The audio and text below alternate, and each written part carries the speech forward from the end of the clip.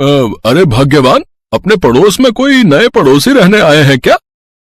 हाँ, आज ही शिफ्ट हुए हैं।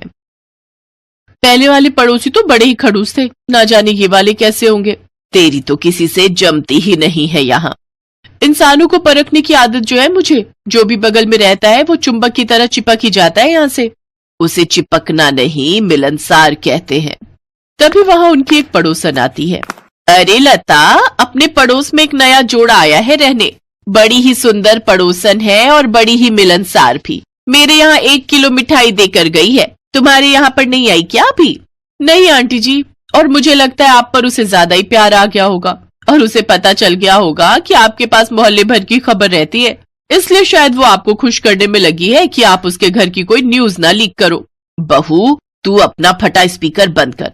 मुझे क्या, मैं तो चली अपना काम करने। वैसे भी मेरे पास इन सब फिजूल बातों के लिए समय नहीं है।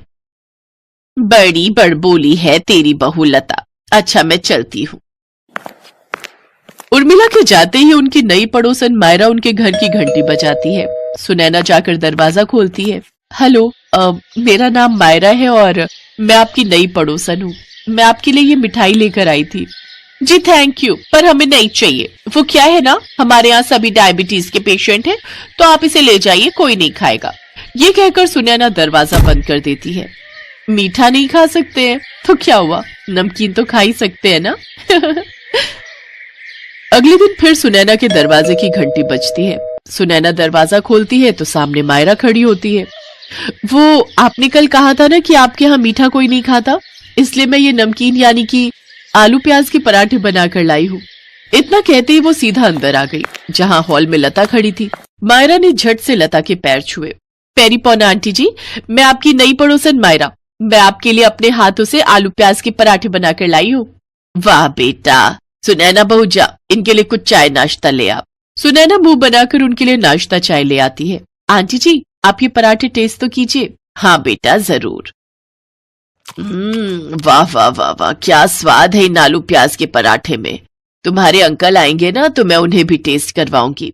आंटी जी, ये तो थोड़े से ही है, आप इन्हें खा लीजिए, मैं कल और बनाकर ले आऊंगी। अच्छा, मैं चलती हूँ। पैरी पौना आंटी जी।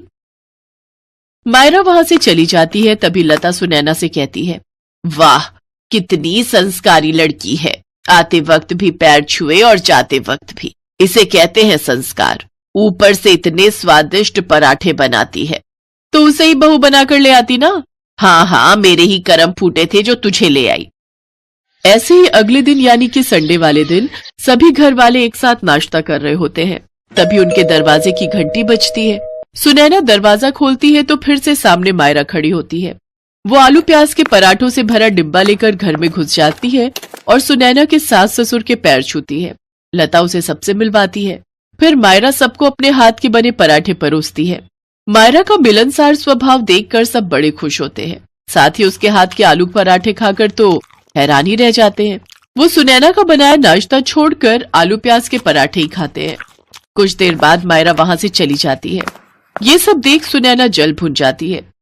अगले दिन जब सुनैना का पति समीर ऑफिस से घर लौट रहा होता है तो उसे सोसाइटी के बाहर मायरा मिलती है। कैसी है मायरा जी? मैं एकदम परफेक्ट, आप कैसे हैं? मैं भी एकदम ठीक, और कल आपके हाथ के पराठे खाकर तो और भी ठीक हो गया मैं। आपको पता है, आपके हाथों के आलू पराठों की तारीफ तो मैंने अपने ऑफिस में भी की है। वहां तो सब कह रहे थे कि हमें भी टेस्ट करने।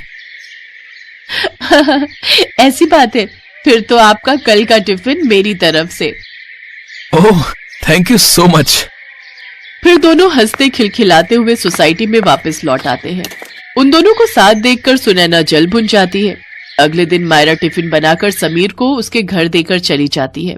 क्या चल रहा है ये सब? क्या कुछ भी तो नहीं, तुम भी ना बेकार की बातें सोच रही हो। मैंने तो बस उसके आलू पराठे की तारीफ की अपने ऑफिस में। अच्छा, उसके हाथ के आलू पराठे तुम्हें बड़े पसंद है, और मेरे हाथों की घी की चुपड़ी हुई रोटी भी कल घर वापस ले आए थे। ऊपर से कह रहे थे कि लकड़ी जैसी है, हलक से नहीं उतर रही। छोड़ो ना वो सब, हटो, मुझे ऑफिस के लिए देर हो रही है। समीर ऑफिस चला जाता है, लेकिन सुनैना सोच में पड़ जाती है। अगर मैंने इस मायरा की बच्ची को नहीं रोका तो ये मेरे घर वालों के साथ साथ मेरे पति को भी अपने कंट्रोल में कर लेगी। नहीं नहीं नहीं, अब मुझे ही कुछ करना होगा। इसके बाद सुनैना मायरा के ऊपर नजर रखने लगती है। साथ ही उसके पति अमित से भी जान पहचान बढ़ाने लगती है। और धीरे धीरे बातों ही बातों में उसकी पसंद की डिश पता करने लगती है। फिर एक रोज मायरा की डोरबेल बजती है। अब इतनी सुबह सुबह कौन आ गया? सुनैना जी होंगी? वो क्यों? दरवाजा खोलोगी तभी तो पता चलेगा। मायरा दरवाजा खोलती है। कैसी हैं आप? मैं आपके लिए ये आपका फेवरेट हलवा बनाकर लाई हूं, जरा चक्कर बताइए ना कैसा बना है।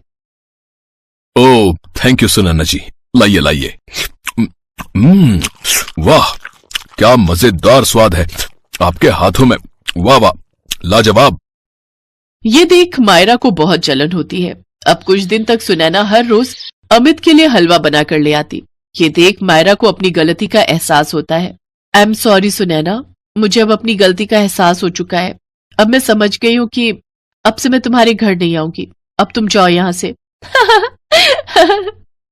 और इस तरह सुनैना की थोड़ी सी चालाकी से मायरा की अकल ठिकाने आ जाती है और उस दिन के बाद वो कभी भी सुनैना के घर आलू प्याज के पराठे लेकर नहीं जाती।